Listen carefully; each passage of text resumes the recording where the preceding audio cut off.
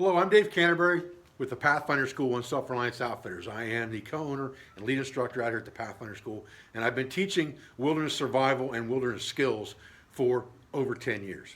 I've taught hundreds and hundreds of students, from civilians to government agencies, how to affect short-term survival.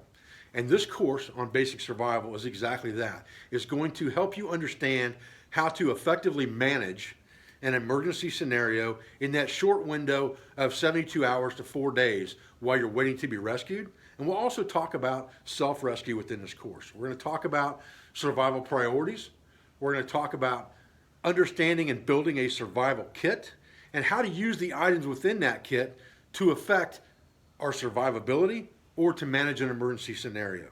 We're also going to talk a little bit about navigation and signaling for rescue.